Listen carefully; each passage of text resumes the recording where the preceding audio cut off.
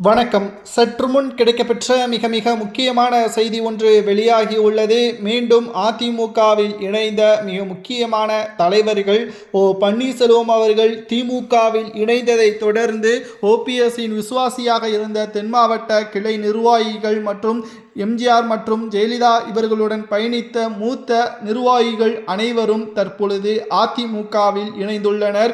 மேலும் அதிமுக இந்த சட்டசபை தேர்தலில் வெற்றியடைய வேண்டும் என்றால் விஜய் அவர்கள் என்டிஏ கூட்டணியில் இணைய வேண்டும் என்பதை அழுத்தம் திருத்தமாக வெளியிட்டுள்ளார்கள். இந்த முக்கியமான தகவல்கள் மக்கள் மத்தியில் பேசப்படுவதாகவும் மக்களின் மனநிலையை பொறுத்தே நாங்கள் இந்த அறிவிப்பை வெளியிடுவதாகவும் கட்சியில் மீண்டும் இணைந்த நிர்வாகிகள் தெரிவித்துள்ளனர்.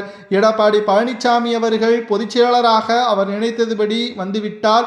மேலும் அவருக்கு எதிராக களத்தில் தற்பொழுது உட்கட்சியில் எந்த ஒரு பிரச்சனையும் இல்லை. முழுமையாக அதிமுகவை கைப்பற்றிவிட்டார்.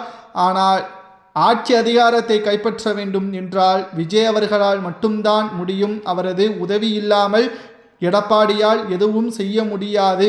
மீண்டும் அதிமுகவிற்குள் வந்தாலும் எடப்பாடிக்கு எதிராக பிரச்சனையை ஏற்படுத்தும் விதமான அறிவிப்புகளை வெளியிட்டுள்ளது பரபரப்பையும் அதிர்ச்சியையும் ஏற்படுத்தியுள்ளது.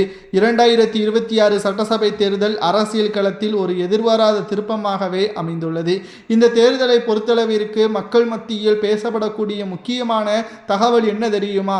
இரண்டாவது முறை திமுக வெற்றியடைய கூடாது. 20 கட்சியுடன் கூட்டணி வைத்தாலும் விஜய் அவர்கள் பக்கம் என்டிஏ கூட்டணி இருந்தால் வெற்றி வாய்ப்பு என்பது என்டிஏ கூட்டணிக்கே அமையும். திமுகவின் தலைவர் ஸ்டாலின் அவர்கள் முதல்வராக என்ன எதிர்க்கட்சி தலைவராக கூட அவரால் பொறுப்பேற்க முடியாது. அந்த அளவிற்கான ஏற்பாடுகளை தமிழக மக்கள் செய்வார்கள்.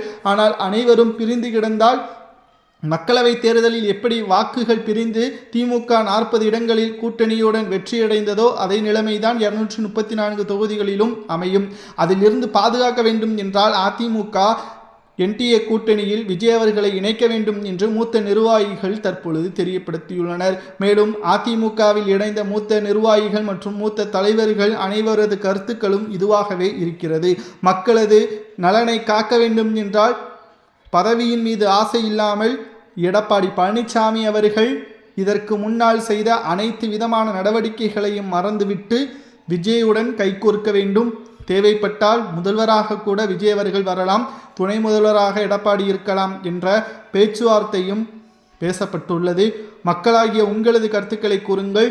அதிமுக எடப்பாடி முதல்வராக வர வேண்டுமா அல்லது என்டிஏ கூட்டணியில் விஜய் முதல்வராக